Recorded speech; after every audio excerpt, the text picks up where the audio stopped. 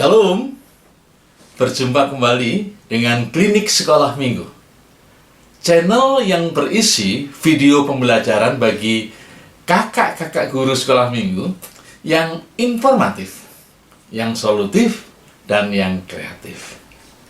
Video pembelajaran tentang bagaimana mengelola dan mengajar anak sekolah minggu agar sekolah minggu menjadi begitu menarik.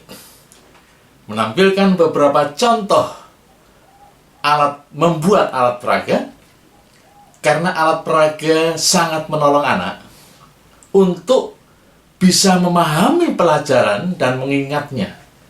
Alat peraga juga membantu guru sekolah minggu untuk bisa menyampaikan materi pelajaran dengan lebih baik. Nah, video kali ini kakak-kakak menampilkan cerita Alkitab yang didukung dengan alat peraga. Nah, video pembelajaran lainnya bisa kakak-kakak lihat di deskripsi ya, di bawah ini ya. Di deskripsi di bawah ini cukup klik saja link yang berwarna biru, maka kakak-kakak bisa menikmati video-videonya. Nah, kali kesempatan ini saya akan sampaikan cerita yang diambil dari Perjanjian Baru, yaitu Yesus meredakan angin ribut. Nah, begini cara penyampaian untuk anak-anak sekolah minggu. Perhatikan ya. Halo, selamat pagi, shalom. Adik-adik yang luar biasa, yang keren. Gimana kabarnya? Nah, kakak kali ini akan membawakan suatu cerita yang hebat, yang menarik.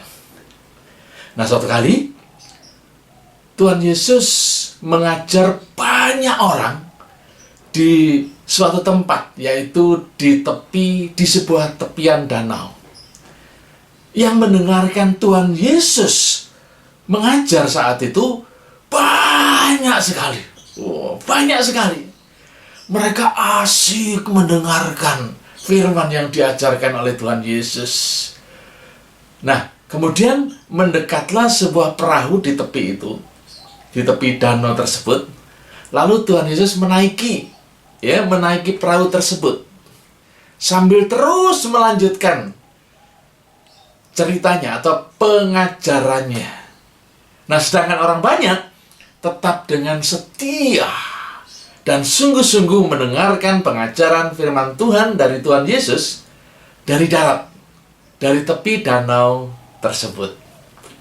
Nah, ketika hari mulai petang dan mulai gelap, Yesus kemudian berkata kepada murid-muridnya, "Marilah kita bertolak ke seberang." Nah, kebetulan Tuhan Yesus sudah ada di atas sebuah perahu, ya. Lalu perahu itu meluncur menuju ke tengah danau untuk menuju ke seberang danau. Maka Tuhan Yesus dan murid-muridnya meninggalkan orang banyak itu dengan perahu yang sebelumnya dinaiki oleh Tuhan pada saat Tuhan mengajar. Nah, mereka bertolak dari tepi danau, diikuti oleh murid-muridnya atau disertai murid-muridnya, juga diikuti oleh perahu-perahu yang lain. Ya, ternyata ada yang mengikuti adik-adik, ya. Dan mereka dengan tenang mengikuti, melewati perjalanan dengan tenang, ya, anginnya sepoi-sepoi begitu ya. Nah, anginnya bertiup semilir, wah, membuat ngantuk. Nah, pada saat itu, ketika ada di tengah-tengah danau, wah, tiba-tiba datanglah angin topan. Kencang sekali. Dan tiba-tiba mengamuklah angin taufan itu. Sangat dahsyat sekali. Wah, perahu tergoncang dengan tiupan angin taufan, angin ribut itu, yang begitu kencang seperti badai. Ngeri ada dia. Ngeri, anginnya kencang sekali dan perahunya terombang-ambing. Nah, tiupan angin taufan ini begitu kencangnya Dan perahu pun itu terguncang-guncang, terombang-ambing dengan sangat keras. Dan murid-murid mulai ketakutan. Gimana ini? Ada yang ketakutan. Ombaknya gede sekali, besar sekali, sampai menyembur masuk ke perahu. Sehingga perahu itu mulai penuh dengan air.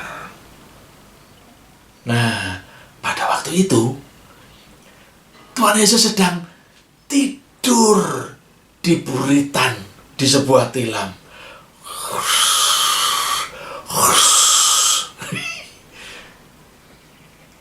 Tuhan Yesus tidur di buritan. Ada yang tahu enggak buritan itu apa? Ya, buritan itu suatu tempat. Jadi kalau ini kapal menuju ke sana, buritan itu di belakang. Paham ya? Nah, buritan itu di belakang, bagian belakang perahu. Nah, Tuhan Yesus tidur di sana. Murid-murid mulai menuju ke arah belakang, lari ke arah belakang, ke buritan. Untuk apa? Mencari Tuhan Yesus. Ketika melihat Tuhan Yesus sedang tidur, murid-murid ngomong sama temannya, guru sedang tidur. Ada yang bilang, bangunin, bangunin. Kasihan, guru sedang tidur. Ayo cepat bangunkan guru, perahu kita hampir tenggelam. Mereka ada yang berteriak begitu. Maka ada seorang murid yang membangunkan Tuhan Yesus. Ya, karena panik dia bangunin, guru, guru, guru, engkau tidak peduli kah kalau kita binasa? Mereka karena ketakutan. Lalu Tuhan Yesus bangun, ya. Kemudian dia berdiri, lalu berkata kepada angin taufan, kepada angin yang ribut itu, ya, yang sedang ngamuk itu anginnya, diam, tenanglah. Tuhan Yesus berbicara demikian. Lalu angin itu menjadi reda dan danau itu teduh sekali. Lalu Tuhan Yesus melihat murid-muridnya menatap satu persatu begini. Dilihat satu persatu begini. Lalu kemudian Tuhan Yesus berbicara, mengapa kamu begitu takut? Mengapa kamu tidak percaya? Ada yang kemudian pegang kayu tiang di perahunya itu. Guru, kami takut guru. Ketika angin berhenti, danau menjadi tenang, yang lain pun, perahu yang lain pun juga takut juga loh. Kok tiba-tiba berhenti ya? Kok tiba-tiba tenang ya? Lalu kemudian satu dengan yang lain ngomong begini, siapa ya gerangan orang ini ya? Kok angin dan danau pun taat kepada dia? Itu yang dikatakan oleh perahu-perahu, orang-orang yang ada dalam perahu yang lain. Maka perjalanan pun berlanjut. Perjalanan berlanjut. Angin dan air yang ada di danau itu tenang. Maka sampailah Tuhan Yesus dan murid-muridnya tiba di seberang danau. Lalu kemudian naik ke darat, masuk ke sebuah kota yang namanya apa? Gerasa. Keren ya Tuhan Yesus ya. Nah, itu terjadi adik-adik karena Tuhan Yesus beserta di dalam perahu. Tuhan Yesus menyertai perahu itu. Dalam penyertaan Tuhan, Tuhan menyatakan kuasanya. Tuhan menyatakan mujizatnya. Mungkin ada yang tanya, Kak, kalau sekarang ini kira-kira Tuhan Yesus masih menyertai apa enggak ya? Masih adik-adik. Masih. Meskipun Tuhan Yesus tidak kelihatan, ya, Tuhan Yesus juga menyertai adik-adik. Asal apa? Asal kita mau disertai. Ya, jangan kita nyelonong sendiri, maunya sendiri. Asal kita mau disertai, maka Tuhan akan menyertai. Coba perhatikan tadi, cerita tadi, ya. Kalau murid-murid tidak melibatkan Tuhan Yesus, ya, kalau murid-murid takut sendirian, apakah kira-kira bisa mereka sampai ke seberang? Apakah bisa mereka sampai ke kota yang namanya Gerasa?